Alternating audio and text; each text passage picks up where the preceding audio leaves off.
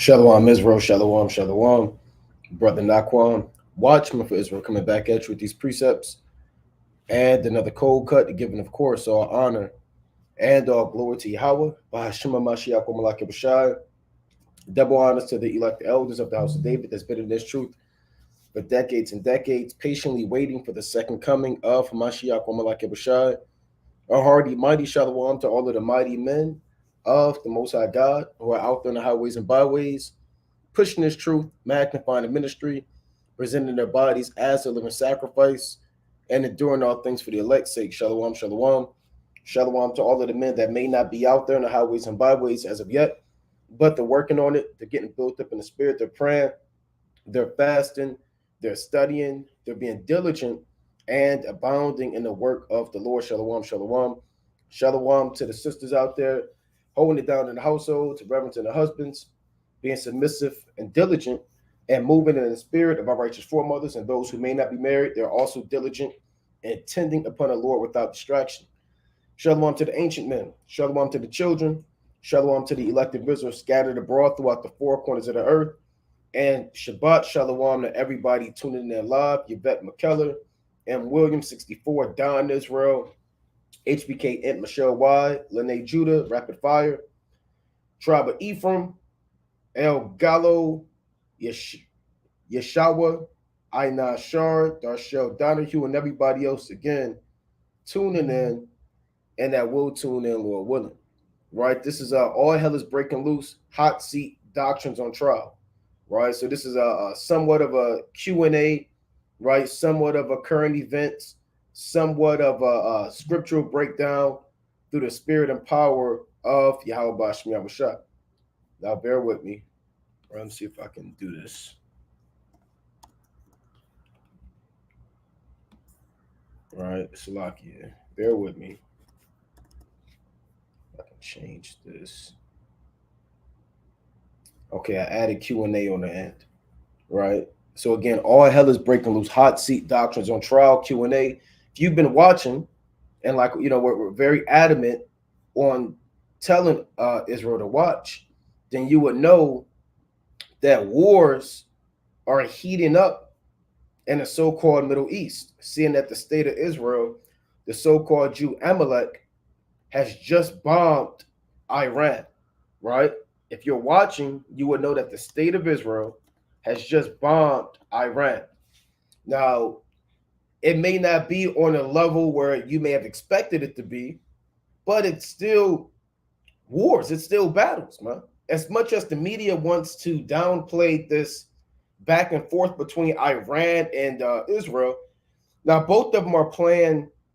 They're playing around because they both have more violent weapons that they refuse to use, and they have different targets that they can hit, rather than nuclear targets or civilians or whatever it takes, man. They refuse to do whatever it takes, and they're playing this from the outside looking in, this damn cat and mouse game. But it's still wars going on, man. But it's not on a global World War III level, right? This is, and Yahushua prophesied of these rumors and these battles and these commotions in the earth, right? This is the book of St. Mark, chapter 13 and verse 4. Tell us, when shall these things be, and what shall be the sign when all these things shall be fulfilled? Meaning, what the apostles, remember, they pulled Yahushua to the side and they asked him privately, when is the end of the world going to take place? What can we look for? What can we see in the heavens or in the earth that we may know that your return draws not? Verse 5, and Yahushua answering them began to say, take heed lest any man deceive you. So the first thing is not World War III, not bombs dropping, not the chariots, right? Not natural disasters and events. The main thing is take heed, meaning be warned, lest any man deceive you. So there's a lot of deception going on between the beast, going on in Israel, going on in households. There are seducing spirits, doctrines of devils. There's folly. You got people drinking the wine in a cup with a whore, right? You got people bowing down to the serpent. You have massive, there's never been a time of deception like it is now in these last days, right? the Lord said in Daniel chapter 12 that knowledge shall be increased. And what knowledge being increased isn't just knowledge on the right hand side, it's also knowledge on the left hand side. And that knowledge is being increased too to cause deception on earth by means of the false prophet, the beast, and amongst other things that the Most High has created. So take heed lest any man deceive you. A lot of brothers bypass this scripture and they jump right into wars, they jump right into pestilence, they jump right into the return of our Lord. Meanwhile, they're deceived. Right? This is just as important as every other prophecy. That's why Yahweh Shai mentioned it first. Right? Take heed lest any man deceive you, for many shall come in my name, saying, I am Hamashiach, and shall deceive many. Right? So you're going to have men that are put out there by the Most High, and they're going to come out as if they're moving in the spirit of Yahweh Shai, and they're going to deceive many. And when ye shall hear of wars and rumors of wars, be ye not troubled, for such things must needs be. But the end shall not be yet. Right? So you're going to have some of the main two things you're going to have is the deceiving of many. Right? That happens. You see the image of Caesar Borgias. That's the main image of deception on a literal level. And then you have the image of the beast, which is really set up to deceive you on a systematic spiritual level, right? To convince you that you live in another place outside of Rome, right? You live in somewhere outside of Rome, right? It reads, and when ye shall hear of wars and rumors of wars, be ye not troubled, for such things must needs be, but the end shall not be yet. And that's why you have Iran bombs Israel, right? Now they're saying, now this is new. This is 3 minutes ago. Hezbollah launches rocket and drone attacks on Israeli military bases. So this is back and forth, back and forth, back and forth, back and forth. Now eventually, something has to give, man. Right? Something has to give. Now, this is from BBC. This is 2 hours ago. What we know about Israel's attack on Iran. Israel has launched what it described as precise and targeted airstrikes on Iran in retaliation for Tehran's barrage of missile strikes against Israel earlier this month. And every time, if you've been watching, every time there's an attack, let's say Iran attack Israel, they say, look, they better not respond. That's what Iran would tell Israel. Don't respond. We're hoping that this response quenched any tensions we had. We just got our lick back. And then Israel, they said, well, hold on. We're going to respond. And Iran, you better not retaliate, man. This should suffice what our oughts are, man. So they're going back and forth telling each other not to respond, but they're still responding. It's only a matter, not because I said so, it's because Yahweh, Ba'ashmi Abashai, the Almighty, it's because he said so. It's only a matter of time before this thing begins to escalate into an all-out war, man. Just an all-out global war. It's prophecy. Let's go to Revelation chapter 16. I'm going to go back to this. But let's go to Revelation, the 16th chapter. Right? You got blood moons, chariot sights, wars. And you have just about every major prophecy unfolding before your eyes. Right? This is the book of Revelation, chapter 16 and verse 12. And the sixth angel poured out his vial upon the great river Euphrates, and the water thereof was dried up, that the way of the kings of the east might be prepared. You see that? So the Most High is drying up the river Euphrates. You can look it up on your own. It's literally drying up. We'll actually pull it up. Right? We'll pull up the actual river Euphrates. Right? Let's see. River Euphrates drying up. Now they're saying climate change. Yes, the Euphrates River is drying up due to climate change and drought. Right? And that's Esau's excuse to deny the prophecies and spirit of Yahweh Ba'ashmi Yahushua. Right? It's not because of climate change. It's not because of global warming. right? It's not because of fossil fuels and your carbon footprint. It's because of God. The Most High has set up these things of old, man. This was written well over 2,000 years ago, before this new notion of global warming, right? And look at this, man. So you can't say the Bible is the white man's book who made that up. It's not real. It's a book of good stories. No, this river is actually drying up before your eyes. This is what it looked like before, and here's what it looks like now. And while it's the Most High drying it up, he tells you. He says, and the water thereof was dried up, that the way of the kings of the east might be prepared. And who are your kings of the east? Right? Let's pull this up. Iran, he's part of the kings of the east. Really, we always break it down through the spirit and power of Yahweh Bashem Yahushua. Let's see if I can pull this up. You got China involved in that. You got your SCO and your RSII. Right? These are your kings of the east. This is the Russia, Syria, Iran, Iraq coalition. Right? And they have Hezbollah involved. Now, when it says east, it's east of the river Euphrates.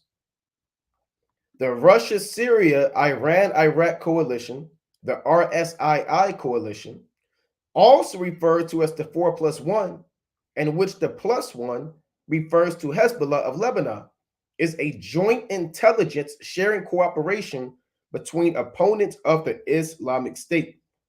So you have your major military organization that makes up the kings of the east, or one of the major ones, is the Russia, Syria, Iran, Iraq coalition. They are all allies. They are all allies. And you also have your SCO, right? Let's see. The Shanghai Cooperation Organization,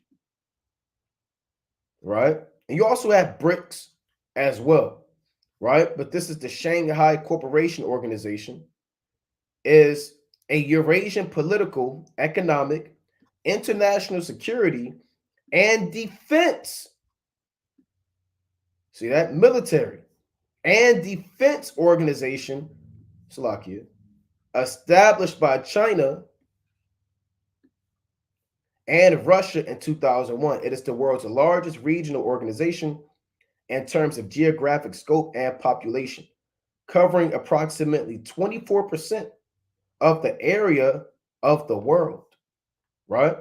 So you have the RSII and you have your Shanghai Cooperation Organization. Belarus, they're strong allies with Russia, China, India, Iran, Russia, Tajikistan, right? And most of these members are BRICS nations, right? So you have to look out for the kings of the East, these nations that are forming alliances as we speak. And they're going to send their top military vehicles across that dried river Euphrates through Iraq and bring their soldiers into Syria, Lebanon, the state of Israel, and wage war against the Western powers, chiefly the state of Israel and who? And Babylon the Great. So that's why you're going to have these wars and rumors of wars. You're going to have Iran. You're going to have the state of Israel. You're going to have Ishmael against Amalek. You're going to have these ancient nations fulfilling their lust and desire to fight over a land that has nothing to do with them, right? To fight over a land that has nothing to do with them. It reads, be ye not troubled, for such things must needs be, but the end shall not be yet. Why isn't the end going to be yet? Because you have more prophecies to have to unfold. Let's read verse 8. Because a lot of people, you may be watching what's going on between Russia and Iran, and you walk outside, you're looking for the chariot to beam you up, just right then and there. It doesn't work like that, right? The chronology of prophecy teaches us that prophecies must go in order, and you can't isolate one prophecy and just expect deliverance based off of that one prophecy. There are more things that follow that prophecy, right? Second Ezra 15, more things have to happen within that chapter, the 16th chapter. Definitely more things have to happen. There are things in Revelation and seals and trumpets, and more things that we're expecting to befall us on the earth. So yeah, I mean, it's a time to be excited. It's a time to, hold your head up. It's judgment on these nations, but you have to be cognizant of the times and the seasons and when the Most High is judging the earth, right? Matthew 13:8. For nation shall rise against nation and kingdom against kingdom. And there should be earthquakes in diverse places. And there should be famines and troubles. These are the beginnings of sorrows. So right now you're in the beginnings of sorrows, right? Sorrows globally, but then it's going to become sorrows domestically. Civil wars, famines, seditions, martial law. Right now, it's the beginnings of sorrows through the spirit and power of Yahweh Bashem Yahushua. You're going to have these nations, these kings of the east, getting their men ready for this war, right? Let's read on to Revelation chapter 16 and verse 13. And this is a Q&A, so if there's any questions, I want to be able to go into those as well.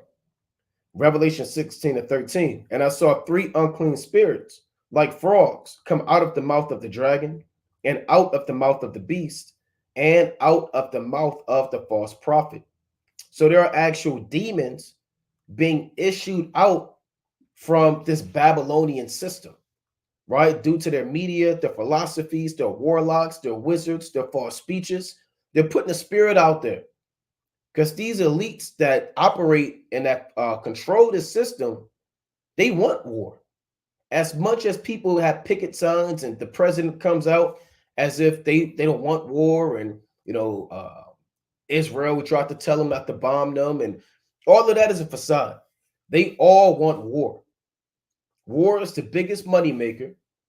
They want to have a war so they can have a nuclear holocaust. They can go in their underground bunkers and then come out and establish a new creation, a new heavens and a new earth. They want war, man. It's profitable. Oil is profitable for tanks, diesel and things, for jets, and this stuff costs money, bullets, ammunition. And when you own the corporations that create the bullets, that create the or that harvest the oil, that create tanks, and there's war globally, everybody's going to come to you. So of course you're going to plant sedition and spirits and sorcery amongst these nations to gather them together for war. Those are the demons in the minds and the hearts of these people being issued out from the dragon. Now, who's the dragon? The dragon at one time was the ancient Roman Empire, but the dragon today is the modern day Roman Empire, right? Chiefly what? NATO and the EU. It reads, and out of the mouth of the beast. Now, the beast is the same thing, but you have a chief beast. The chief beast is the beast you read about in Revelation chapter 13 and verse 11. Let's read about that beast, right? That is the main beast, right? This is Revelation chapter 13 and verse 11. So don't think that what you see in the news is for no reason, or Al Jazeera or Reuters or RT News or whatever you see going on between Israel and Iran. They want that war to happen, right? It's all part of this agenda to take down the Palestinians, then go to Lebanon and try to create this idea that they're the people of the Most High. And they're further pushing it now more than ever. So this war that they're starting is set up, man. From the time that they got that land, that was the beginning. Really, prior to that, really goes back to World War I. So from the time of World War I, when they started to bring Amalek into the picture, to bring them into that land, that's when those spirits were coming out of the beast. All right. And there's a lot of history behind that. And that's another lesson within itself, how deep those unclean spirits go. The world doesn't pay attention to the agenda that these elites have. They're thinking 200 years in the future, 75 years in the future, 150 years in the future. And they're planning on how things are going to befall them. Nevertheless, this is Revelation chapter 13 and verse 11. And I beheld another beast coming up out of the earth, And he had two horns like a lamb, and he spake as a dragon. What beast is this? America. The two horns like a lamb represents what? Their religious structure and their political structure. All right. Because lambs are docile, peaceable, lowly creatures. And America indeed does come off as if they're a nation that wants to save people, that wants to heal you of your sicknesses, that wants to turn you into a third world country. They're the police of the earth. And their strength, which is their horn, lies in their democracy and politics, as well as their Christianity. But inwardly, they speak as a dragon, as a violent beast. And he causeth, it's like, and he exerciseth all the power of the first beast before him, and causeth the earth and them which dwell therein to worship the first beast whose deadly wound was healed. So they move in the same spirit as ancient Rome.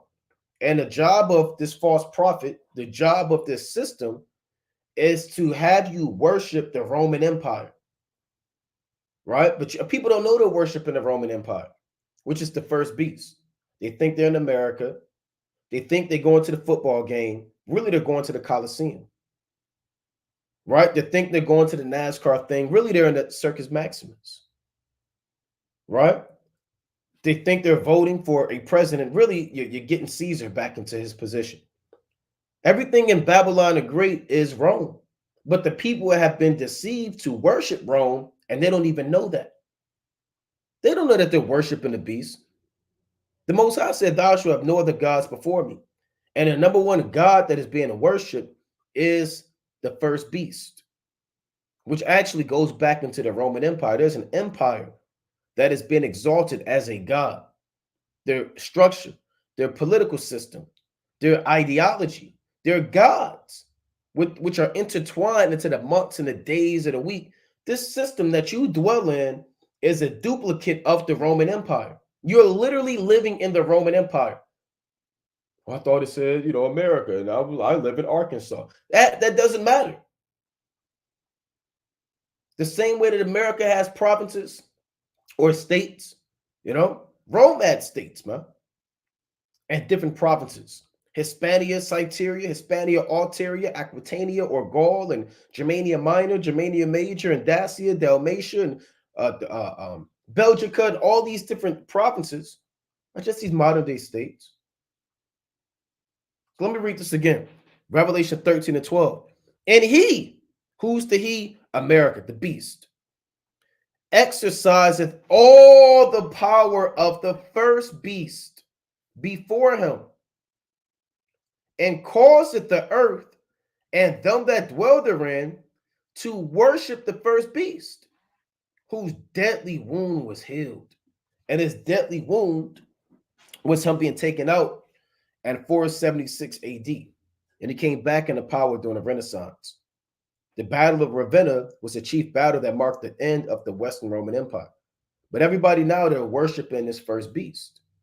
So when you go back to Revelation chapter 16 and 13, it reads, and I saw three unclean spirits, meaning demons, like frogs, because they hop everywhere. It's a reminder of the plague in ancient Egypt, when the frogs were in the kneading troughs, the beds, they were in the houses of all the Egyptians.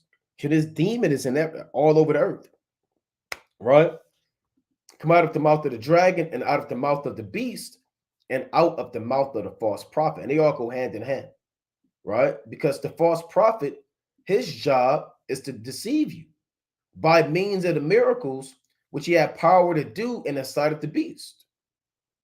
So the false prophet is intertwined with America because America is performing miracles on behalf of the beast, right? And every king has, or every god has prophets that work for them. When you look at ancient Egypt, they had prophets that worked on behalf of Pharaoh that did miracles to try to diminish the works of Yahweh Bashem Yahushua during the time of Exodus, right? And every empire has false prophets, man, that work on their behalf. The Babylonians had wise men and magicians to magnify the Nebuchadnezzar. So what do you think is going on here? If the God that is being worshipped is Rome, whose job is to perform miracles to magnify the Roman Empire, this system. So the false prophet is not a person walking around with a metrion. The false prophet is this Babylonian system that is exalted to perform miracles to get you to worship this beast. I mean, and it's plain, right? Let's go to Revelation 19, right? Let's go to Revelation, the 19th chapter. And people don't even know you're being deceived by the false prophet.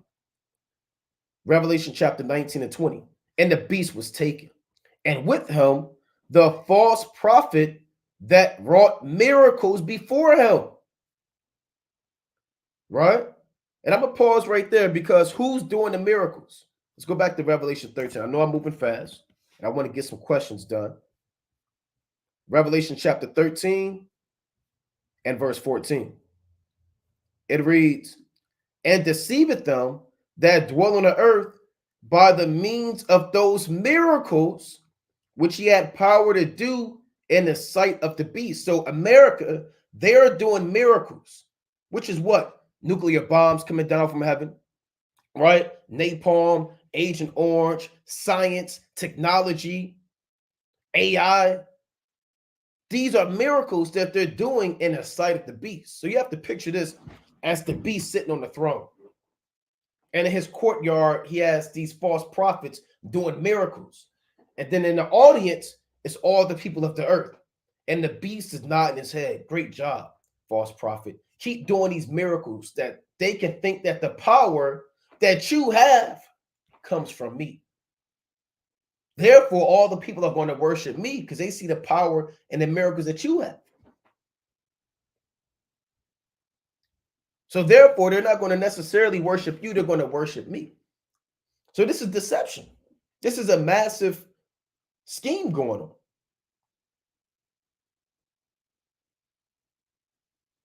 This is absolute deception.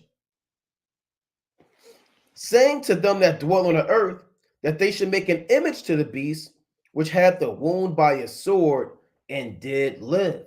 So the false prophet, his job is to do what? To deceive you by doing miracles. Key word, miracles. One of the miracles, let's jump up, Revelation 13 and 13. And he doeth great wonders, so that he maketh fire come down from heaven on the earth in the sight of men.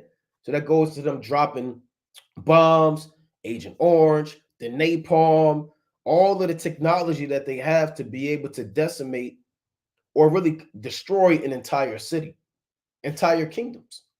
And that's a miracle to make fire come down from heaven. Because you would think that these people are moving on in the spirit of the Most High. See, this thing runs deep because Elijah had fire fall down from heaven. So you would think that, hold on, well, Elijah was a man of God. He had fire come down from heaven in the book of 1 Kings, the 18th chapter. Okay, this white man, this America, I see fire coming down from heaven too. Elijah was a man of God. Okay, America, they must be a man of God. Okay, we have to worship them. Right? Because that's what happened when Elijah called fire down from heaven. All the people worshiped the Most High when they saw that miracle. Right? And Elijah was a prophet. He was a righteous prophet to perform miracles to get you to worship the Most High. Yahushua, he performed miracles to get you to understand that he was sent from the Father. Moses did the miracles. Any miracles being done, the apostles did miracles. Is to do what? To get you to worship the creator, the deity that sent them.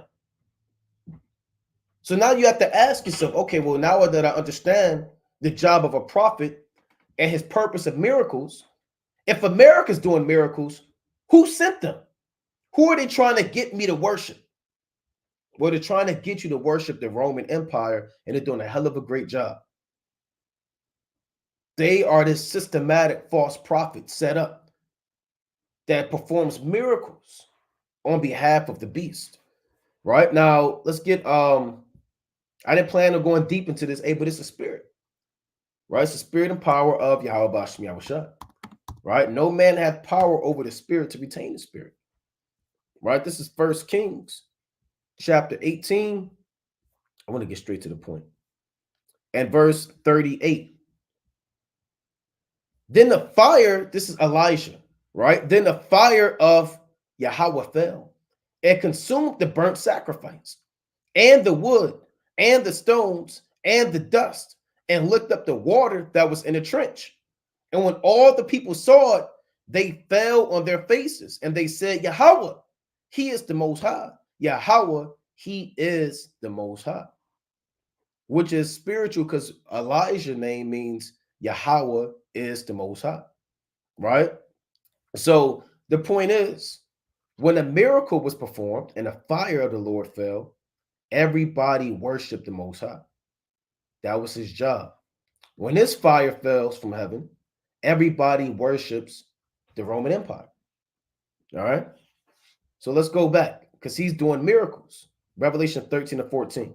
And deceiveth them that dwell on the earth by means of those miracles, which he had power to do in the sight of the beast. So when they dropped that bomb on Hiroshima, Nagasaki, when they Fat Boy, Little Man, when they in Vietnam, when they dropped fire from heaven, the entire purpose was not to defeat the Vietnamese. It was not to defeat the Japanese. The purpose was to deceive you. That was their job, to deceive you. They knew that after praying to Satan, they would acquire technology to deceive the people on the earth. A lot of people think they got their get back because of Pearl Harbor or the Viet Cong, and this is beyond that. This whole system is set up to deceive the men of the Lord, right? So let's go back to this. I want to pause on this miracle part, right, that they have performed in America, and go back to Revelation, the 19th chapter. So everything going on between Israel and Iran, this is all set up, right? Revelation chapter 19 and 20. And the beast was taken. And with him, so the beast is NATO, the EU, right? And with him, the false prophet that wrought miracles before him. We read in Revelation 13 who's performing the miracles, right? The miracles are being performed by this American system. Their medicine, their technology, their science, their military. That's an amalgamation of the false prophet that are doing the miracles, with which means, it's like with which he deceived them that had received the mark of the beast, and them that worshipped his image. These both were cast alive into a lake of fire, burning with brimstone. So people are being deceived to worship the beast, right? Now, the mark of the beast goes into accepting the philosophies and the sins of the so-called white man, this American empire, this modern-day Roman Empire, in order to prosper and gain in the New World Order. Because there will be a time coming where this system, Slakia, when you read 2nd Ezra to 16th chapter, this system is going to essentially give you the ultimatum. Now, right now, people are sinning now, right? And people are transgressing willfully, man. But the time this thing is going to heat up, it's going to intensify. And right now, people are worshiping the beast and his image, right? People are worshiping his image as we speak. So there's not, okay, well, a so-called white man is going to come with an image. No, the image is this system, right? This system, this way of life of Rome. And that's nothing new. People are worshiping the image right now, right? And these both were cast alive into a lake of fire burning with brimstone. So we know who the false prophet is. His job is to get you to accept the philosophies in your forehead, meaning your mind, and then in your right hand, meaning you do them, right? So right now, many people are servants of the Roman Empire, the first empire, and they don't even know it.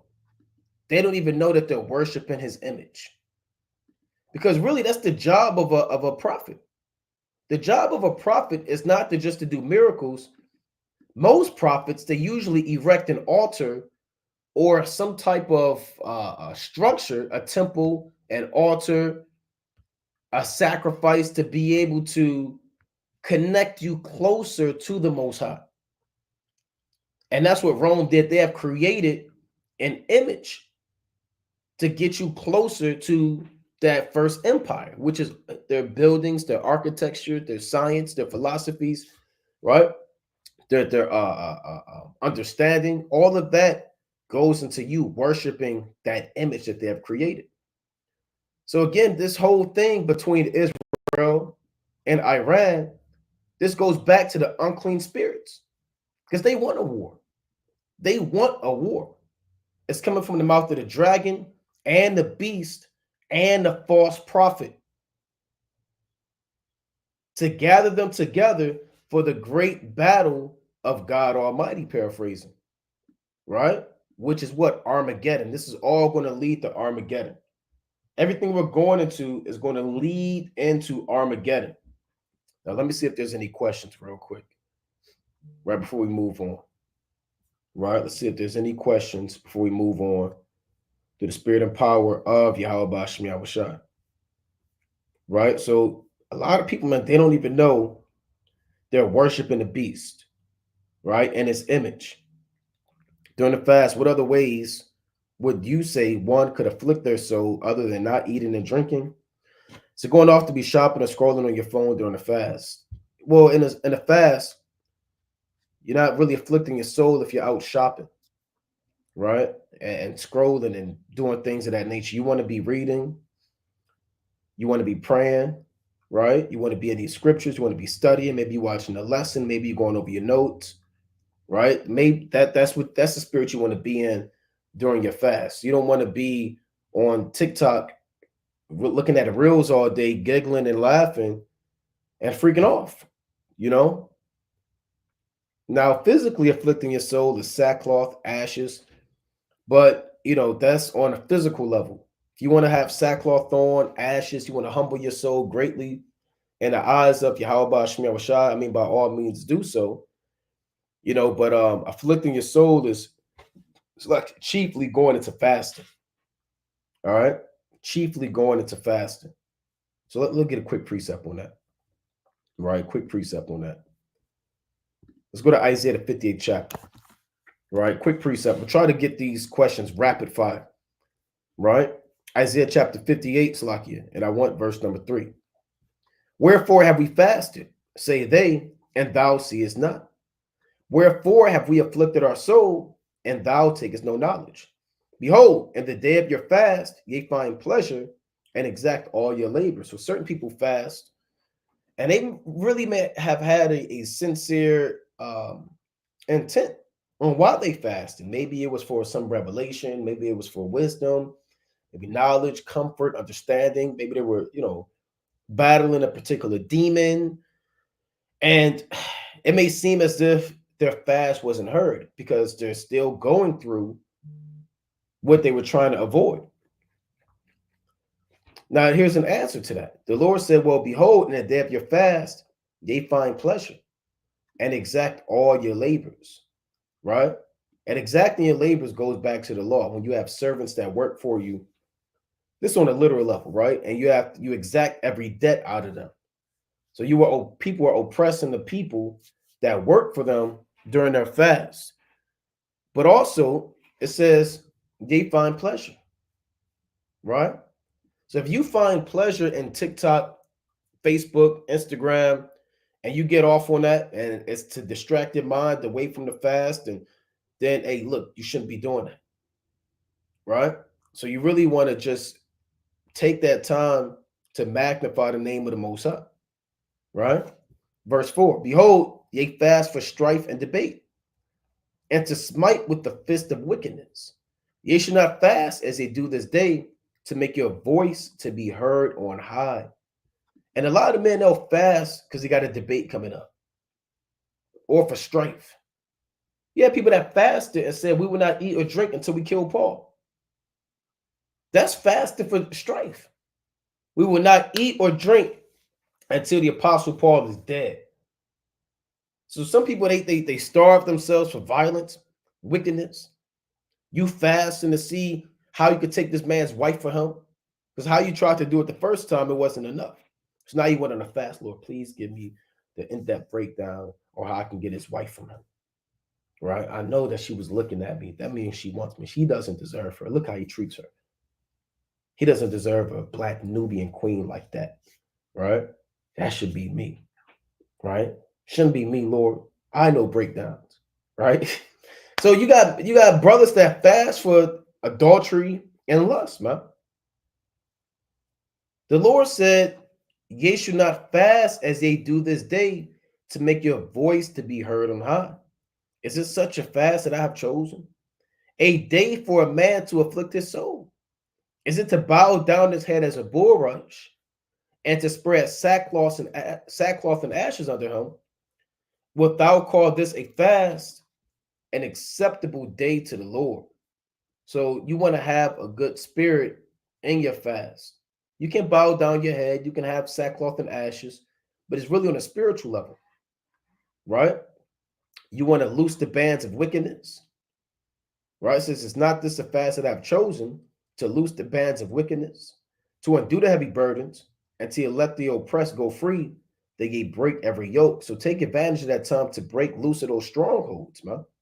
Those are the bands of wickedness, right? Maybe you're dealing with a particular demon, lust, some type of evil spirit, and you want to take advantage of your fast to really call upon your maker to help you break free from those spirits. All right, so let's move on. All right, next question.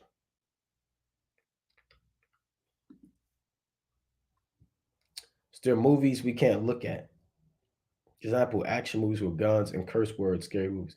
Yeah, there are certain movies I could think of off the top of the head that you shouldn't be looking at. You know, but action movies, guns, that's not a sin. Now I will say this: movies, just like music, could put a spirit on you, right? Movies, just like music, could put a spirit on you. Now, it's not a sin to watch a scary movie. Might have a curse word in the movie, an action movie. You don't want to be over righteous, but I will say that chiefly certain movies, especially these horror movies, these demonic movies, it'll put a spirit on you, man. People be having nightmares, heart attacks. People be passing out, damn, petrified with fear. Some people start seeing them spirits in their house that be in them movies, man. Did you hear that? You got done watching the movie. Now you're walking around your house scared. What was that? Brother, nothing was there. You got that spirit on you, brother, because you just watched 20 horror movies, man. Now you're paranoid. Your mind is bad. You're making bad judgment. You didn't watch the damn some comedy special, and it's nothing but worldly profanity in there, and now you cussing up a storm, huh? Is it a sin to curse? What they call cuss words? It's not a sin, but it's not wise and comely. So no, brother. I mean, there's movies I can't think of. You got wicked, lustful movies. Rated things beyond rated R. So don't watch those movies. And you got lewd, all these movies now, they got damn lewd sex scenes in it.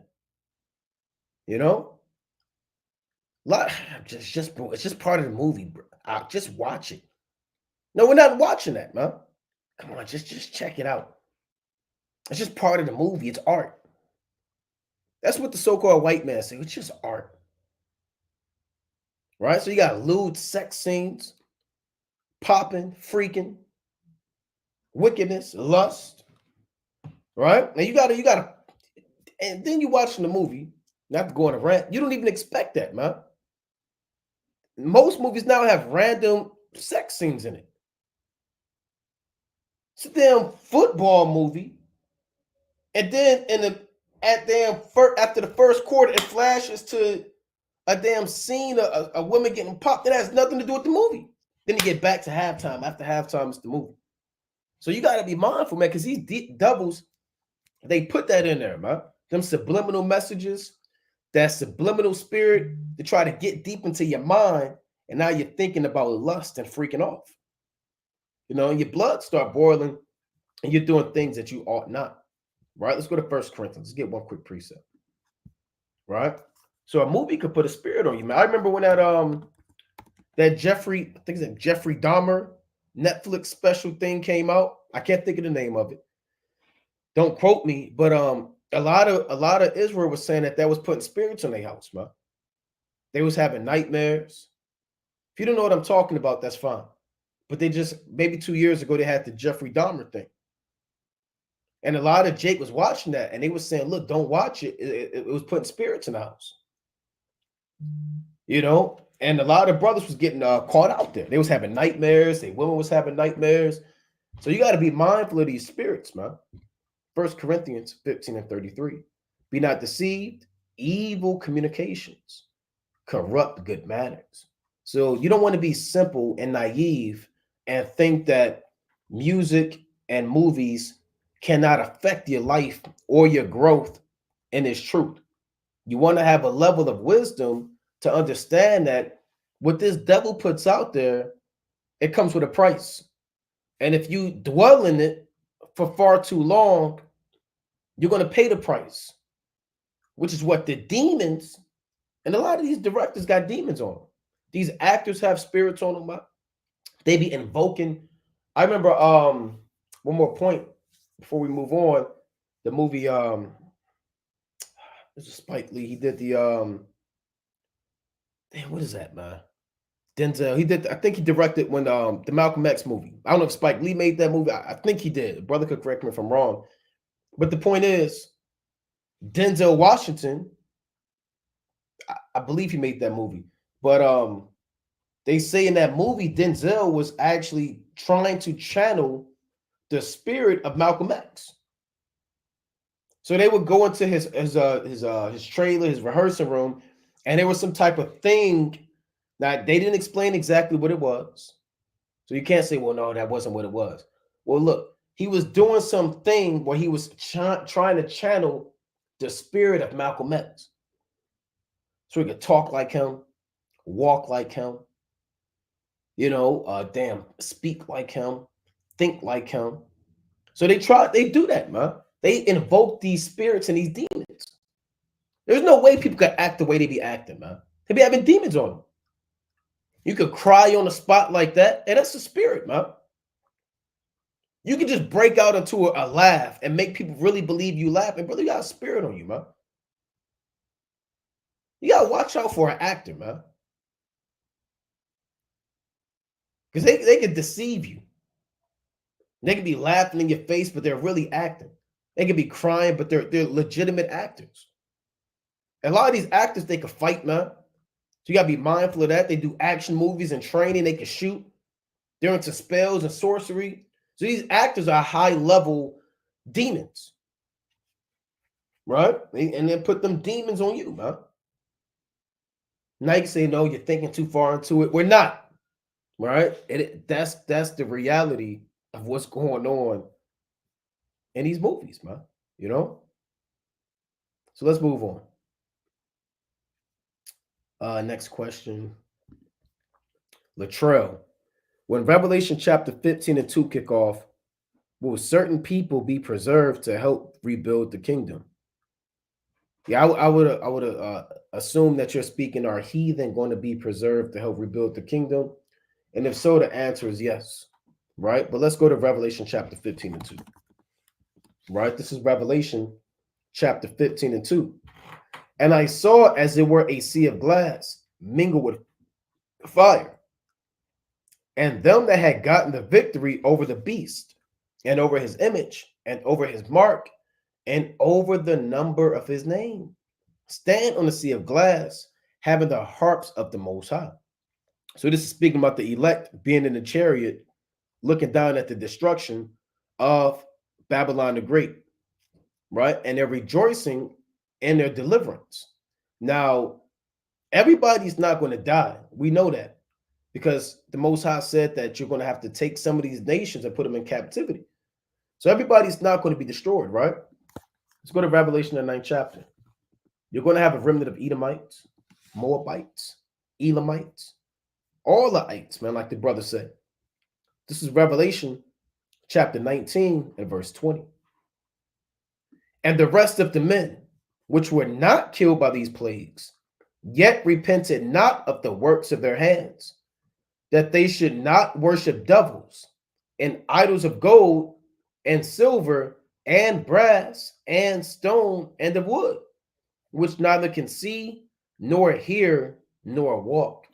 So the Lord said there are men that were not killed by the missiles, which means these men are going to be alive. And these men might be in Sweden, Belgium, England, China, Russia, the jungles of Africa, Australia. And guess what? We're going on a world tour. We're going on a military campaign. And if you've never been outside the country, don't worry about it. You'll be outside the country in those days. If you ever wanted to see Europe, and you're going to see Europe, not the way that you thought it's going to be. If you ever want to go to Australia, don't worry about it, brother. You'll go to Australia. If you ever want to go to Africa, right, and you're going to go to Africa, man. If you've never been to China, you're going to go to China. And you're not going on tour. You're not going on a double-decker bus with binoculars. You're not going to sightsee. You're going to enslave. You are going as a master enslaver. And you're coming in violence. And the men that were not killed by the missiles, you're going to kill those men. And the men that you do not kill, you're going to enslave those men and put them in prisons until it's time to bring them to the land of Israel and have them build up the kingdom of heaven.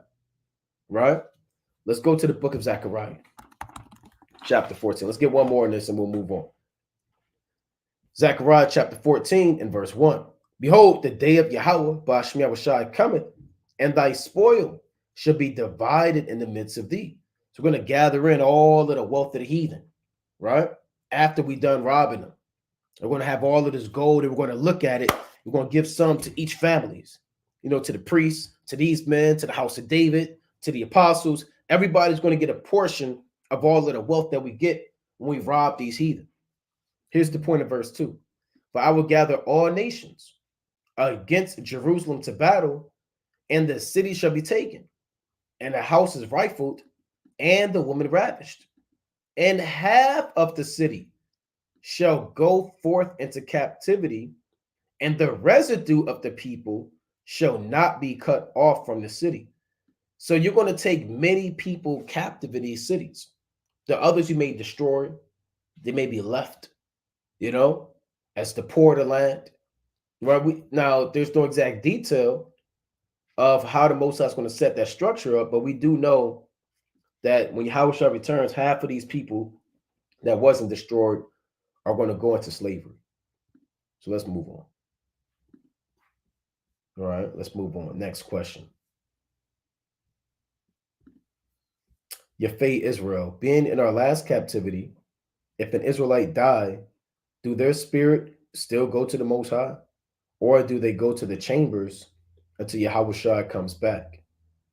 Now, the chambers and going to the Most High are really one and the same. They're the exact same thing. The chambers of souls. Let's actually get that. Let's get the chambers of souls. That's in 2nd Esdras.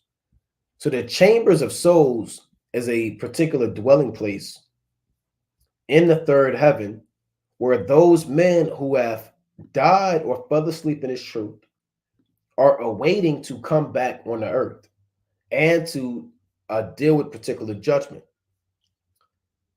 This is 2nd Esdras, chapter 4 and verse number 35. Did not the souls also of the righteous ask question of these things in their chambers, saying, how long shall I hope on this fashion?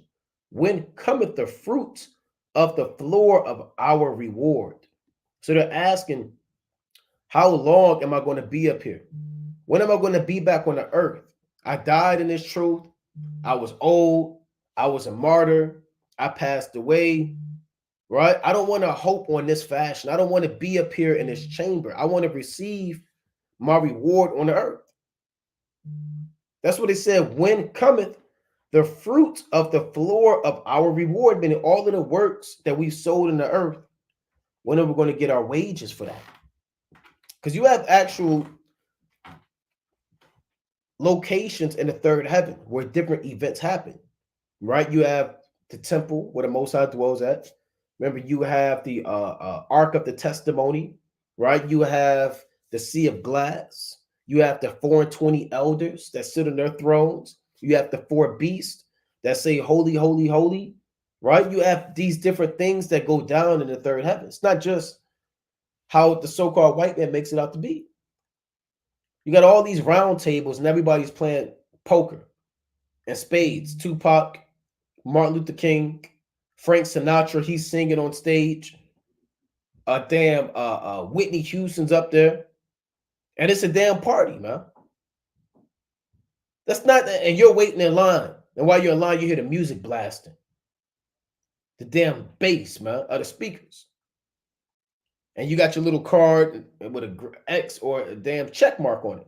And you go there and it's the white man up there. And he's tired because he's been working all day. What is your name? My name's Phil, right? Then he checks the list like he's a bouncer. Phil. He puts his glasses down. Phil. Oh, there you are, Phil. All right. Come on in, Phil. And you walk in and you dapping up people, and you know what I'm saying? You see damn Aaliyah there, and she walked past you and give you the head nod, and you know what I'm saying? Then Biggie grab you up and say, I've been waiting on you, Phil. And hey, that ain't happening, man. There you have chambers of souls. Let's go to Revelation, the 6th chapter. All right? Let's go to Revelation, the 6th chapter. This is Revelation chapter 6 and verse number 9. And when he had opened the 5th seal, I saw under the altar the souls of them that were slain for the word of God and for the testimony which they held. Because you would pour blood underneath the altar when you did the sacrifice. So this represents the men whose lives were a sacrifice for the word of God. Just like an animal is slain. And they cried with a loud voice, saying, How long, O Lord, holy and true, dost thou not judge and avenge our blood on them that dwell on the earth? So they're asking, Lord, when are you going to avenge us? And white robes were given unto every one of them. And it was said unto them that they should rest yet for a little season until their fellow servants also and their brethren that should be killed as they were should be fulfilled. So he said, look, more men like you have to die. More martyrs have to die. There's a set number of men that have to die for this truth. Once that number reaches its limit, then I will avenge you. These are the men in the chambers of souls. Right? Let's read on. In 2nd Ezra, chapter 4 and 36.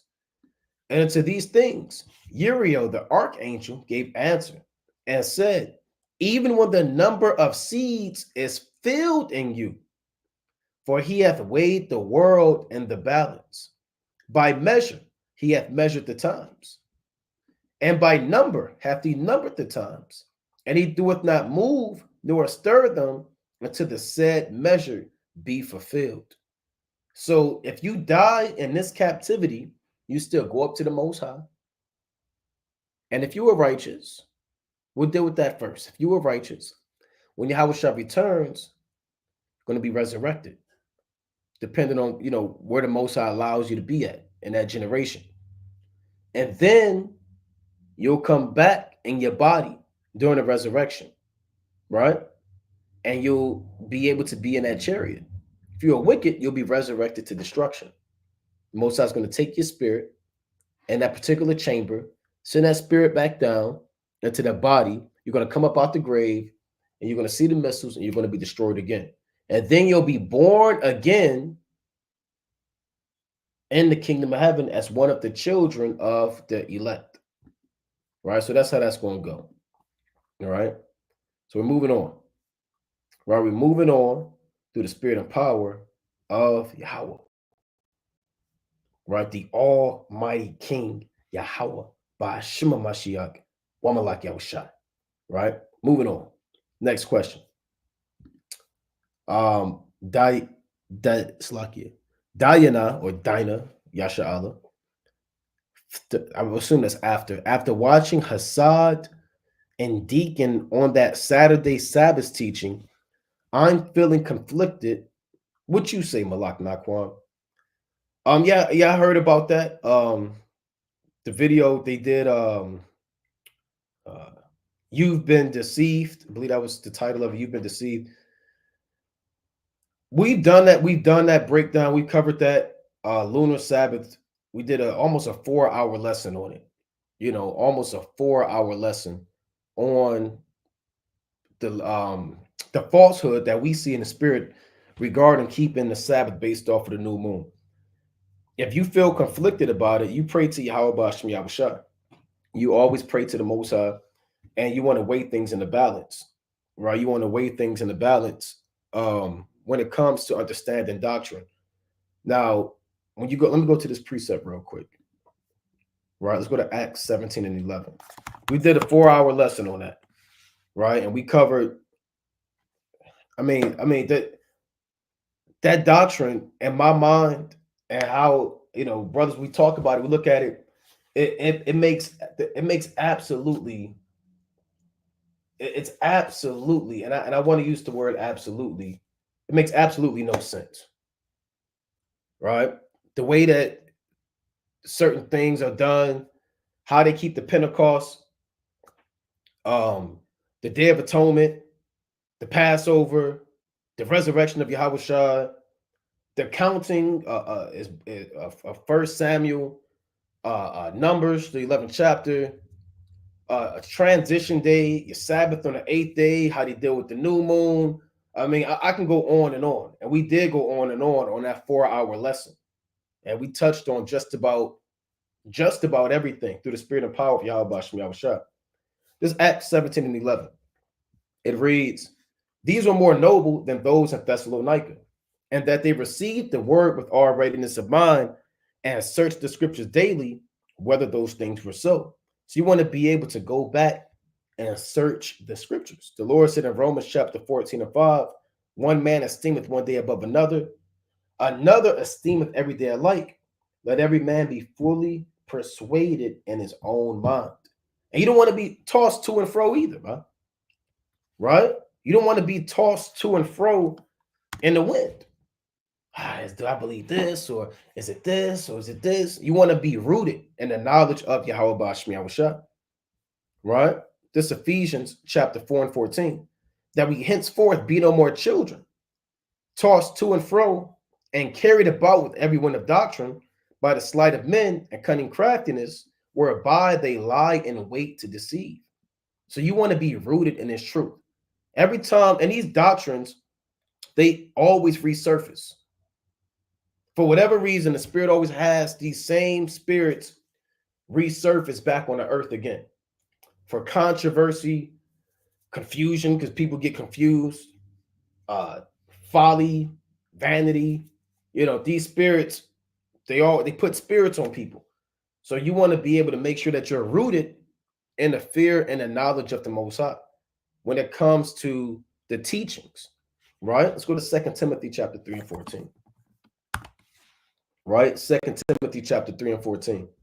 "But continue thou in the things which thou hast learned, and hast been assured of, knowing of whom thou hast learned them." So if you were led on the right path, and you're convinced that this is the true understanding, then you continue in that.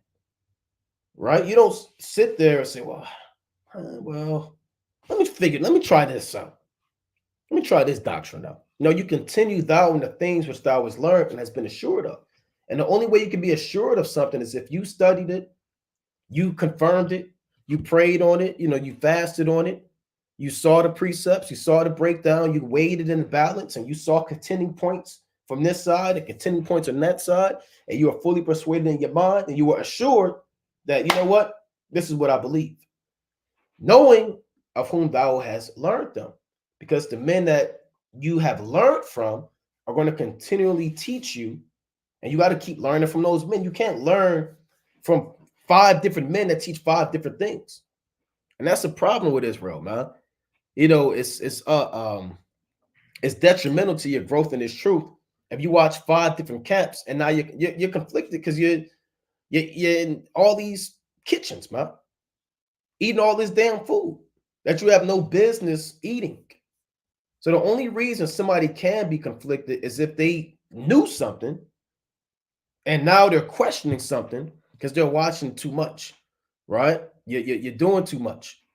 You can't watch IUIC and they believe the full moon is the new moon, and then you're watching for Israel. They say that the new moon is what they call a dark moon, and then you're watching this camp that says that the new moon is the slither first crescent, and then this camp says, well, we don't have to keep the new moon. And you're trying to figure out, well, what do I do? You're watching this camp that said the Sabbath is based off the new moon. These brothers said, no, it's not. They brought out 1,000 points this way. These men brought out some points this way, and now you're confused. So confliction comes from a need of reassurance. A need of reassurance comes from a lack of being rooted, right? A lack of being rooted comes from a lack of discipline. So you want to really, and that's for all Israel, man. You want to really examine yourself in the spirit and power of Yahweh Bashmiel Shah and see, why do you do the things that you do? Because again, you're going to get tossed to and fro, man. You're going to get tossed to and fro. You're going to get caught out there. And if you get caught out there, I always tell brothers, man, if you get caught out there, that's on you. That's on you. If you get caught out there, we're not going to hold a 5-hour council and explain it to you all over again. Right? That's Matthew the 25th. You're going to have to go to them that sell, and buy for yourself. All right, brother, let's go through it again. All right, brother, here, sit down. All right, okay, let's start from the beginning. Okay, let's start with this point. Let's start with this point and that point. And then let's start with this point and that point. All right, brother, you got your pen and your pad out. We're not going through that again, bro. Right? So again, after watching Hassad and Deacon on that Saturday Sabbath teaching, now you should ask yourself, should you have been watching? Right? Now you can watch. It's not a sin to watch other brothers. But when you're not rooted and you start asking questions, then it's detrimental to your growth in his knowledge. Now you can watch and say, okay, I see that point. This how you contend that point. Okay, this is how you contend that point. Okay, that right there, look, that doesn't make sense. Okay, with that, right? And I may check out the whole video, right? I may check out the whole video and see exactly what's going on, and we may do a response video. Right? We may look at it and we may, play it, pause it. We may dissect it. We may analyze it. Right? We may, open up the video and see what's going on. We may do another video for the what we call obliterating the lunar set. We don't know yet, man. We haven't really done an in-depth discussion on it, but that remains to be seen. Rather we do a response video or whatever the case may be, right? But like I said, we've covered that, man. We've covered that. And if you haven't watched, let's pull it up. If you didn't watch the Lunar Sabbath Obliterated, not this, we covered this. This was, let's see, Lunar Sabbath. All right.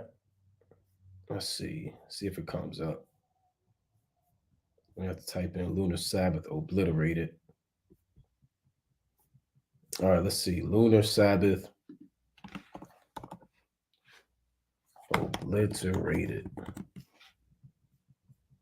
Here it is right here. So here we covered the we did this video 2 years ago. Right? Lunar Sabbath Obliterated.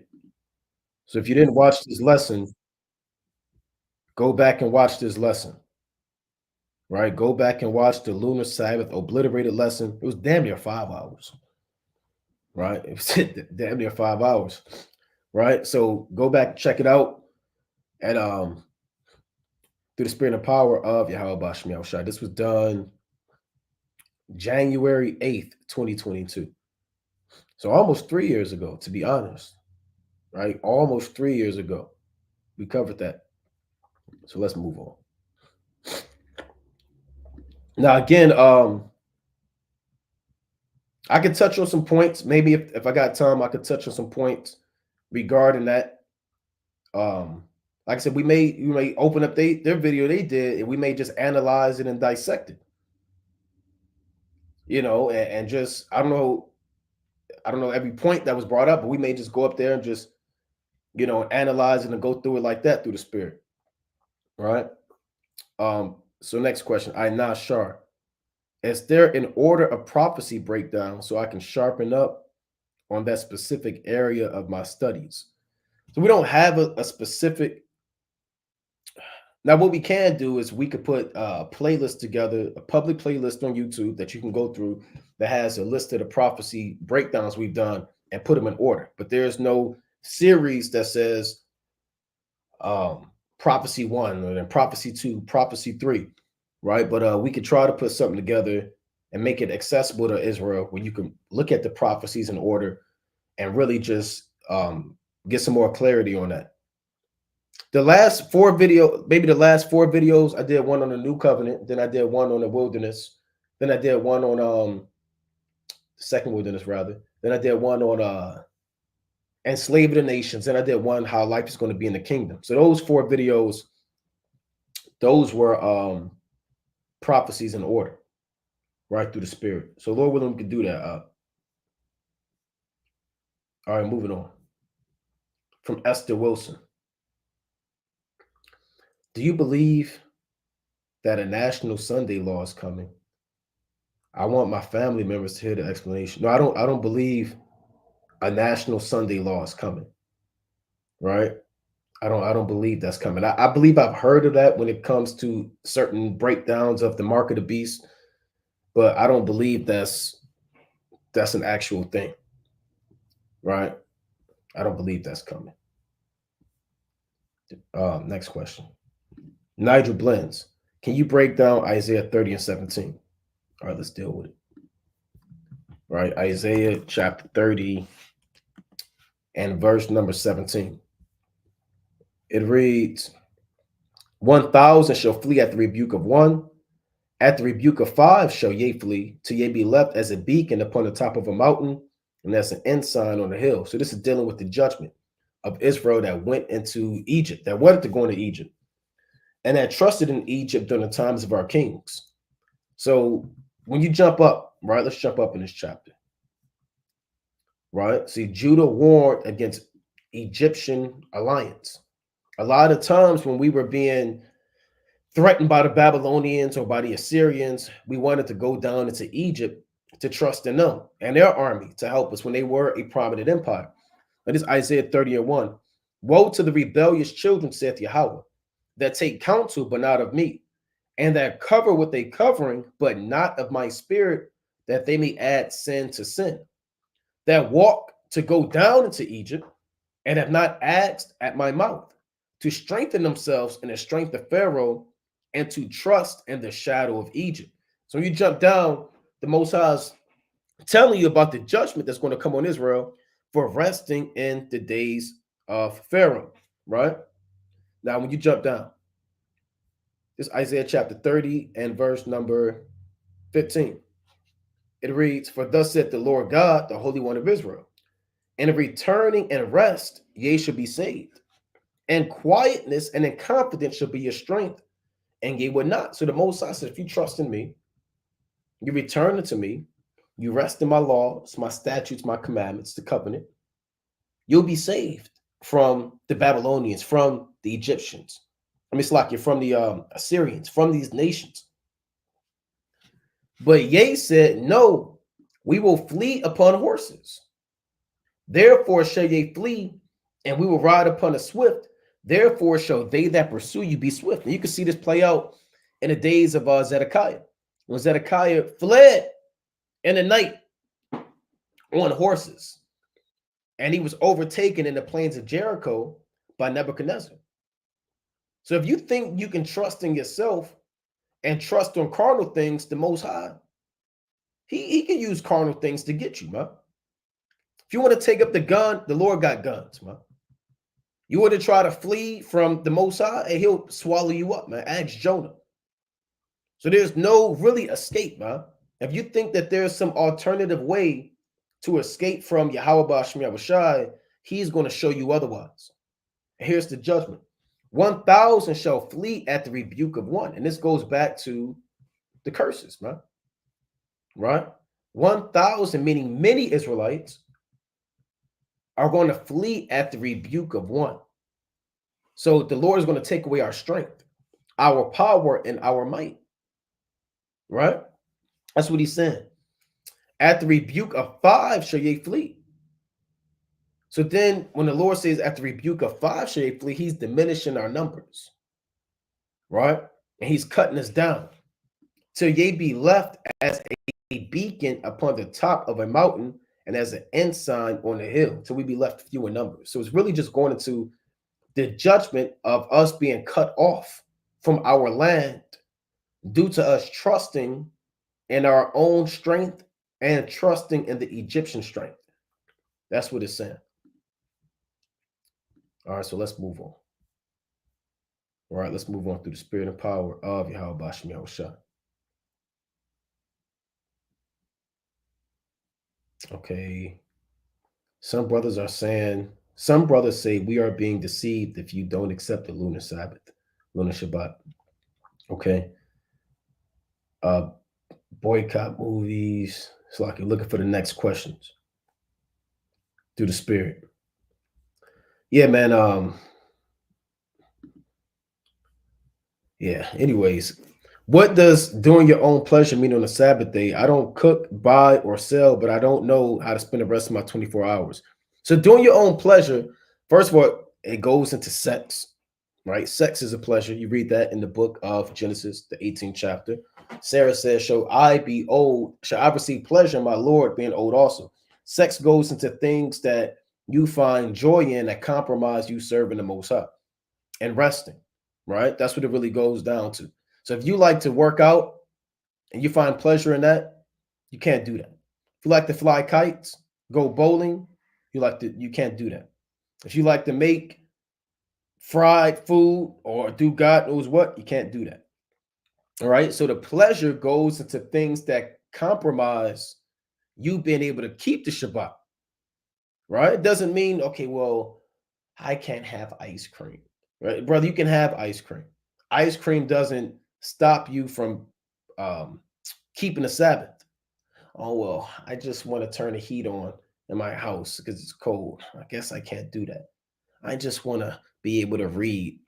I love Genesis. I find pleasure in Genesis. I can't read. No, brother. So doing your own pleasure goes into things that compromise you being able to keep the Shabbat, right? That's what it goes into. Things that you find interest in, pastimes, if you will. All right. So let's move on. Twan. Salaki. Twan. All right. So Salaki for that. I would assume that's Twan, right? Can you explain the meaning of the name Simon? And Salaki, if I butchered your name, can you explain the meaning of the name Simon the Canaanite and why other translations have Zealot? I understand the meaning, but some might see it as Yahushai having a non-Israelite as a disciple. So let's go to Luke, right? So he's called Simon the Canaanite. He's also called Zelotes or Simon the Zealot, one of the 12 apostles of the Lord, right? This is Luke chapter 6 and verse 15. I'll start at Luke 6 and 13. And when it was day, he called unto him his disciples, and of them he chose 12, whom also he named apostles. Simon, whom he also named Peter, and Andrew his brother, James and John, Philip and Bartholomew, Matthew and Thomas, James, the son of Alphaeus, and Simon called Zelotes. So Simon called Zelotes, meaning Simon the Zealot. Right? Now, why is he called a Zealot? The Zealots were a political group or faction in the early first century that had interest in overthrowing the Roman Empire, right? Refusal to pay taxes, a refusal to submit to Caesar. They were called zealots, which goes back to the word zeal, which means fire. All right. So here it is in the Greek, one burning with zeal, a zealot. Used, and they're not given the best definition. So we have to pull up. Okay, here it is. So they actually went into it in the Greek lexicon. From the time of the Maccabees, there existed among the Jews a class of men called zealots who rigorously adhered to the Mosaic law and endeavored even by a resort to violence, after the example of Phineas, to prevent religion from being violated by others. But in the latter days of the Jewish Commonwealth, they used their holy zeal as a pretext for the basest crimes, right? So they would do things and like they were the modern day Black Panthers, right? Modern day Black Panthers, for lack of better terms, and they were not willing to compromise their integrity when it came to serving the law, right? They'll do crimes, they'll destroy, they'll have different men that were set up to infiltrate the Romans. So these were the zealots at that time. They were the complete opposite of the Herodians. Herodians were men that favored Herod and the Herodian dynasty and the laws of Rome. On the other end of the spectrum were the zealots. So Simon rode with men that wanted to kill the white man. I mean, Yahweh Shai. Ask your pastor, why did Jesus the Christ have a man within his circle? Why did he choose a man that wanted to kill white men? Right? He had a sword on him, man. And he was still called the zealot after he was chosen. If Jesus is all love and love your enemies, why have a man? Wouldn't it be hypocritical to have a man in your 12 or your inner circle that on his mind, he wants to kill the so-called white man with violence? So I asked a Christian that. Now, he's called Simon the Canaanite. Let's pull that up. Why? Because he dwelt in the land of Canaan, right? Because he dwelt in the land of Canaan, right? Matthew chapter 10 and verse 4. Simon the Canaanite, and called Judas Iscariot, who also betrayed him. Now, when you go into this word Canaanite, right? Here's the word Canaanite in the Greek. It says, it's like it, Kanates, right? Kananios, if I'm pronouncing that correctly. It means zealots, the surname of Apostle Simon, otherwise known as Simon Zelotes, right? So it says Canaanite by mistake for a derivative from, let's pull this word up, Canaan. So his name really means Simon the Zealot. He lived in the land of Canaan, but that word really goes back to zealots, right? It really goes back to the word zealots. That's what it means. Through the spirit and power of Yahweh Bashmi Yahushua. This is only mentioned twice, right? Simon the Canaanite, but it really means Simon the Zealot, right? Simon the Zealot. Yahushua didn't have a man that was a Hamite, man. He didn't have the Hamites. The Lord said in Wisdom of Solomon, the 12th chapter, that he hated the Canaanites for doing most odious works of witchcrafts, right? And wicked sacrifices. Let's get that in Wisdom of Solomon, the 12th chapter, right? This Wisdom of Solomon, chapter 12, and verse number, let's start at 4. I'll start at 3. Wisdom of Solomon, chapter 12 and 3. But it was thy will to destroy by the hands of our fathers both those old inhabitants of thy holy land. So it was the will of the Most High to send Joshua, Caleb, and the rest of our fathers to kill off the 7 nations, the Girgasites, the Hittites, the Perizzites, the Amorites, right, etc., whom thou hatest. for doing most odious works of witchcrafts and wicked sacrifices. So the Most High is not going to keep Simon if he's an actual Canaanite in his inner circle, man, because the Lord hates the Canaanites and the Lord don't change. So it's really going to him being in the land of Canaan, but that word really translates to another word for zealous or zealot in the Greek.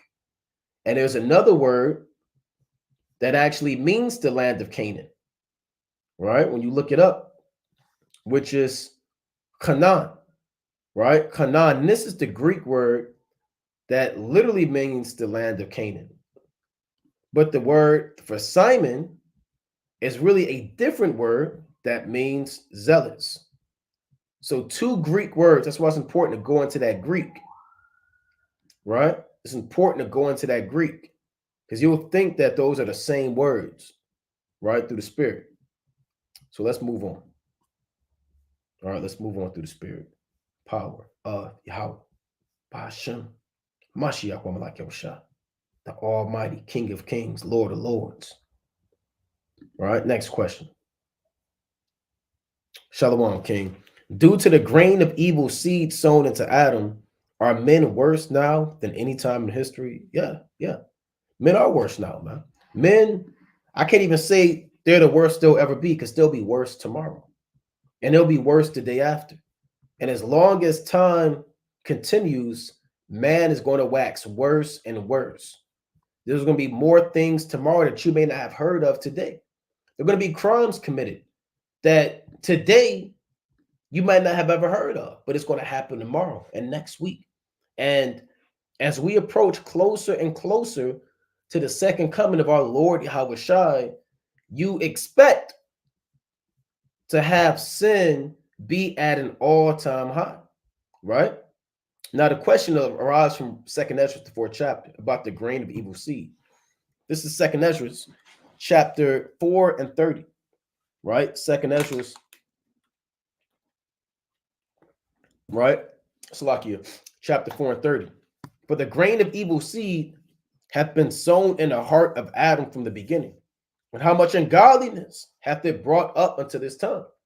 And how much shall it yet bring forth until the time of threshing comes? So we know that the Lord downloaded sin into Adam, right? He was programmed to go off. And there was nothing he can do about it.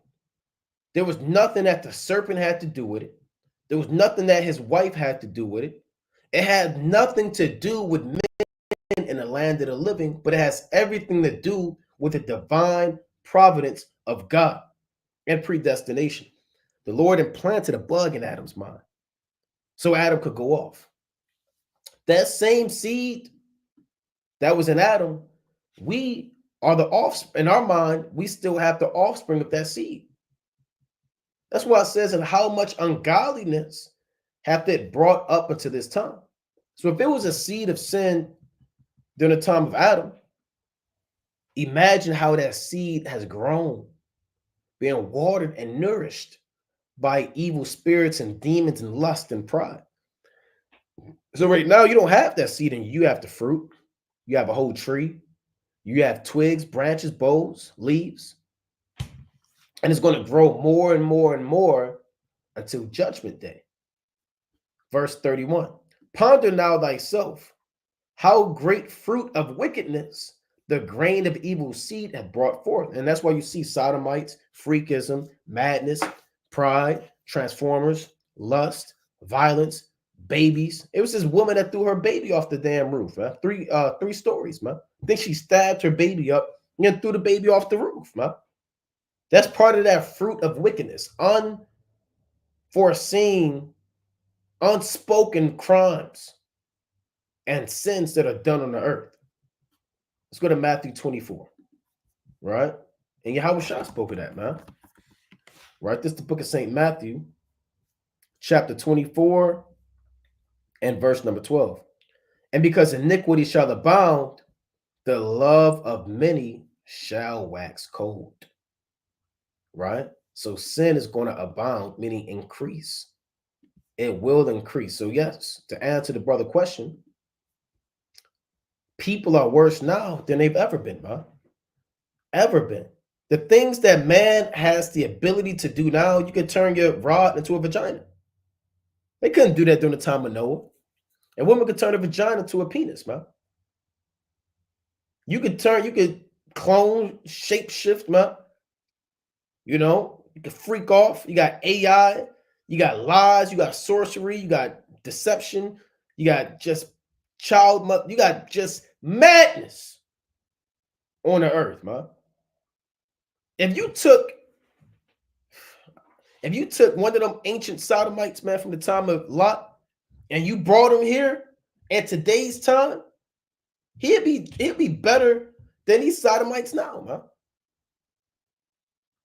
So the sodomy and the freakism and the faggotism that's going on in Babylon the Great is worse than what was going on out there, man.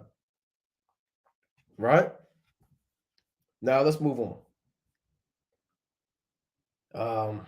How did we get from Genesis 1:1, creation, to Genesis chapter 6 and 7, destruction of men? How much time passed? Now that's a great question. Let's go to Genesis 6. How much time passed?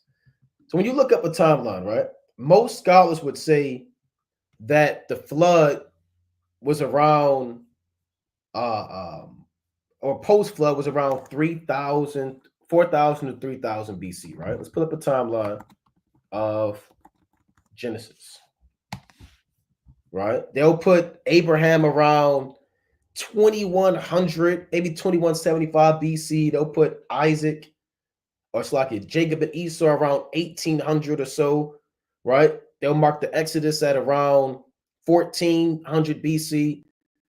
So we can go back based off of particular precepts, right? And see how far we can go back. Now, we can go back. Let's go to 1 Kings real quick. Then I want to get that timeline. Let's go to 1 Kings 6th chapter. This is 1 Kings chapter 6 and 1. And it came to pass in the 480th year after the children of Israel were come out of the land of Egypt, and the 4th year of Solomon's reign over Israel, and the month Ziph, which is the 2nd month, that he began to build the house of Yahweh. So when did Solomon reign? Solomon reigned from around 970 to 930 BC. Now, if you want to say 971 to 931, hey, that's fine. From 970 to around 930 BC. So when you plus in 480 years, it's going to take you back during the time of the Exodus. Right? So let's pull this up. Right?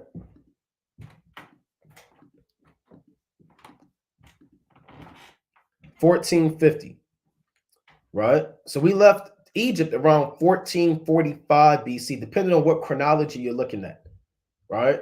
Higher and lower chronology, we left around 1445 to 1446 BC. So, and every scholar would agree that Solomon reigned around 970. So if you add those 400 years, it'll take you back to 1450 BC. Now, which is around 4,000 years ago or so. So when you pull up this timeline, see if we can get it good. Some timelines are better than others. Right?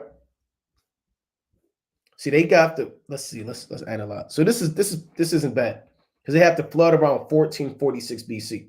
It's a good benchmark. They have Solomon at 971 BC, Abraham around 2091. So they have the flood year around 3,300 BC. So you would say it's around 3,000 to 3,500 years from that time of Genesis all the way to the time of the flood. Right? It's around 3,000 or so odd years. Now, let's see other timelines. Some timelines, just go off. See, they got the creation see, that their timeline is a little off. They got the Tower of Babel around 2175 BC. Right? When really, that's during the time of Abraham. Right? During the time of Abraham. So you want to be mindful of these different sources that you use. But to answer your question, brother, it's around 3,000 or so odd years. Right? 3,000 or so odd years.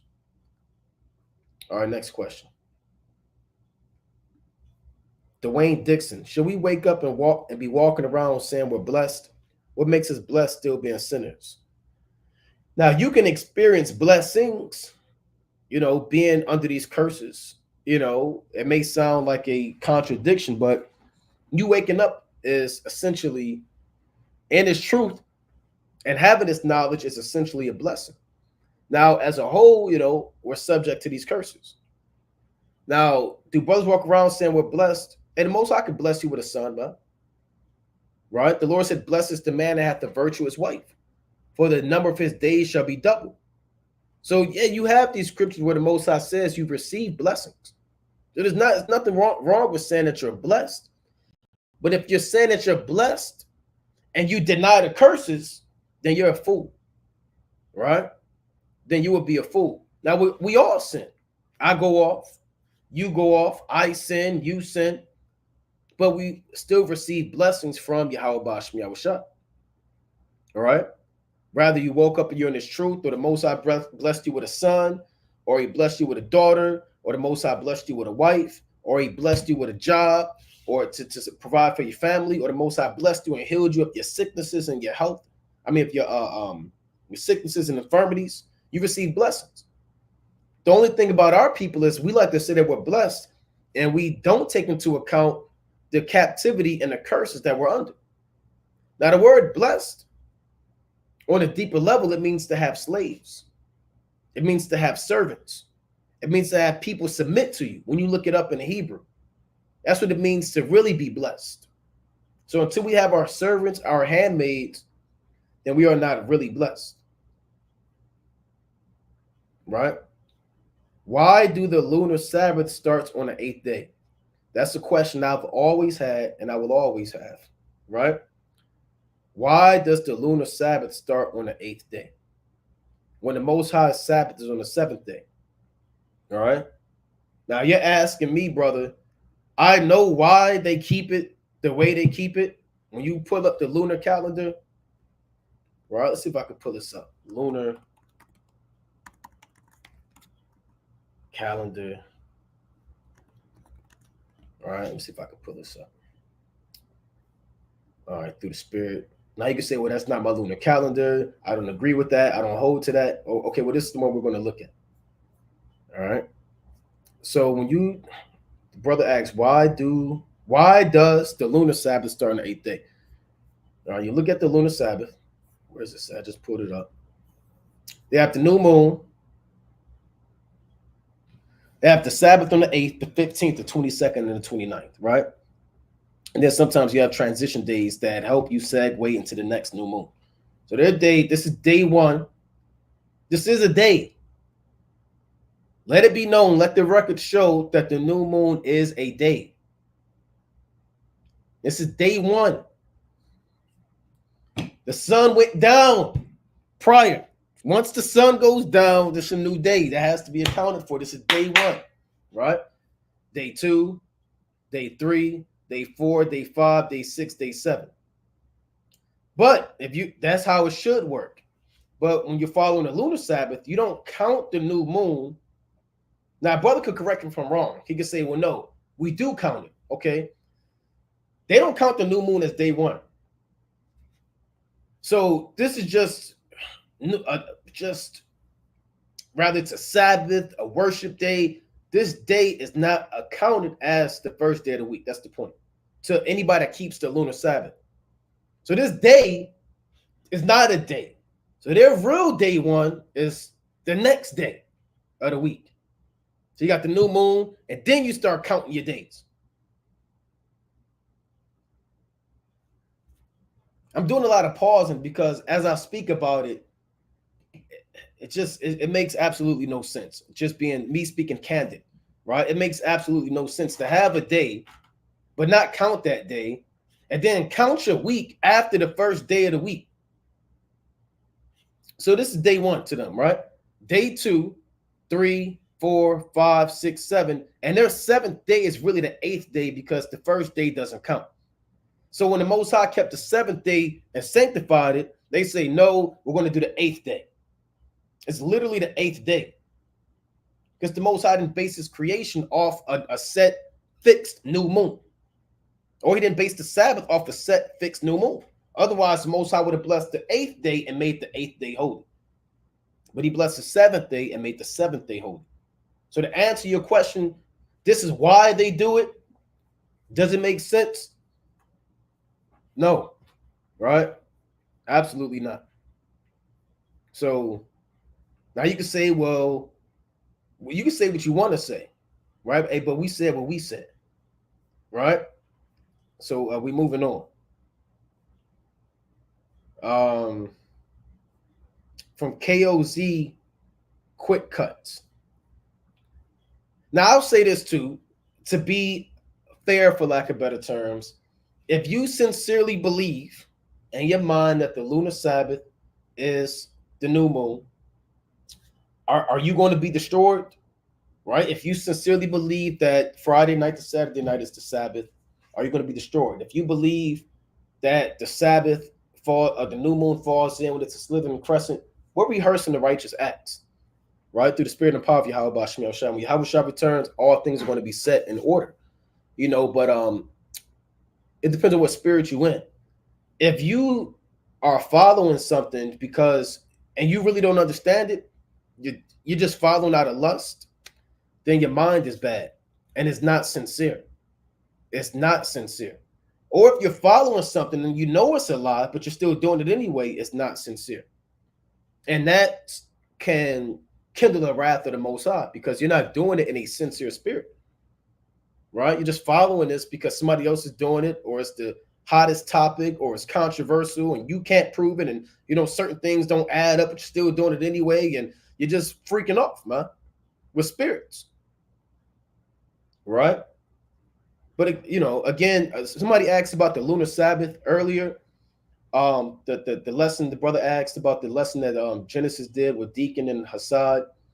And I replied, I said, we did do a video 2 years ago regarding the lunar Sabbath obliterated. Brothers, feel free to look it up, compare, see the different points that brothers made and go into it. We may do a response video. We may not. We just, we keep our heads to the plow and keep doing this work. But if it comes to the point where there's so many questions and stuff like that, then we may have to, do a response video or analyze the video or dissect it, or we may do it anyway, right? No man has power over the spirit to retain the spirit, so we'll see whatever the Most High put in our spirits to go about that. All right, because you do have brothers inbox and asking questions. Well, what do I do? I don't know what to do now, right? So we got to be able to, go into it, man. Right? We got to be able to go into it. Moving on. Oh, so here's the next question from KOZ Quick Cuts. Shalom, brother. Right, shalom. Is 666 the number 6, meaning imperfection, listed 3 times being indefinite? That's absolutely correct, right? And we've done breakdowns too on the mark of the beast. As much as brothers hate that we did a 5-hour video, but we did this video, man, on the mark of the beast. Now we'll break it down, right? Let's go to Revelation, the 13th chapter, man. Israel is you get in the world of Israel, man. It's a lot of madness that goes on. Revelation chapter 13 and verse 18. Let's start at, this whole thing is good. Let's start at 16. And he calls it all, that he is the beast that you read about in verse 11, right? This is the beast, America, right? It reads, and he calls it all, both small and great, rich and poor, free and bond, to receive a mark in their right hand or in their foreheads, and that no man might buy or sell save he that hath the mark, or the name of the beast, or the number of his name. So you can't buy or sell unless you have the mark of the beast. You also can't buy or sell unless you have the name of the beast. You also can't buy or sell unless you have the number of the beast, right? Either you have to mark, the name, or the number, or all 3. Regardless, you can't buy or sell without these 3 things. Here is wisdom. Let him that, and this isn't literal. The number of the beast. Okay, I got a literal number. Okay, let me. Here's my barcode. Here's my UPC barcode. It's not a different barcode here. Scan that for me. Scan that barcode. Okay, it says 666 in there. It's not in the scriptures. Right? Okay, here's 666 on my forehead. Okay, I can buy and sell. Look, here's 666. Right? How is this system going to?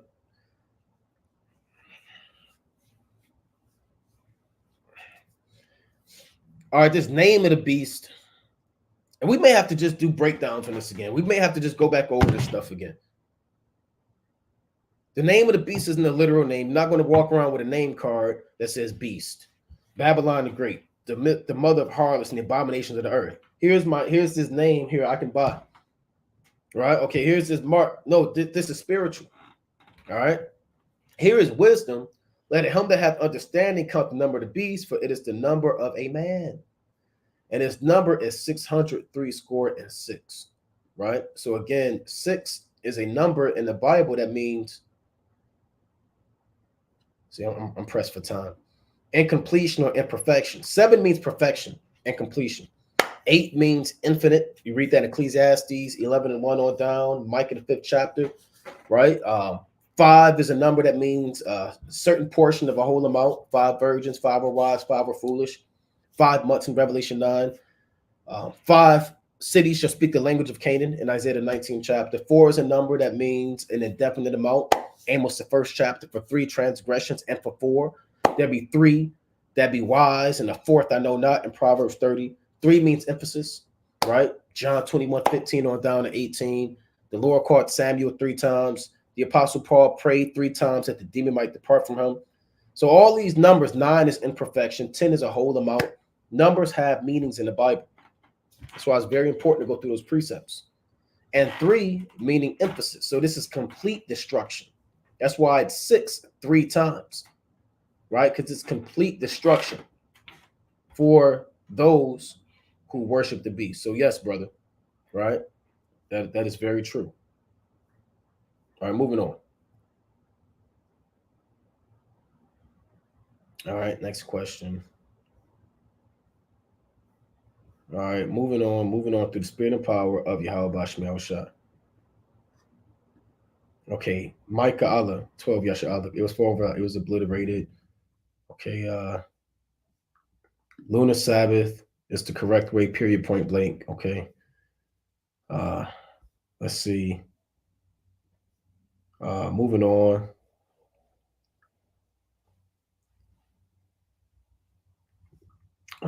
We may have to wind down. Got to head to the school, right? So we may have to do a part 2 on this. Through the spirit and power of Yahweh Bashma Mashiach Wamalak Yabashai. Most High willing, everybody was edified. Most High willing, again, we may do a follow-up lesson and touch on different topics through the spirit and power of Yahweh Bashma Yabashai. Keep the Sabbath holy. No buying, no selling. No sex on the Sabbath, no speaking your own words, no doing your own pleasures. Serve the Most High sincerity and in truth. Tune in to the live. We're going to do the Sabbath service on the main channel at around 12:30, Most High willing. With that, Yahweh Shema Mashiach Wamalak Yabashai Barakatham. Kwam Yasham. Shalom.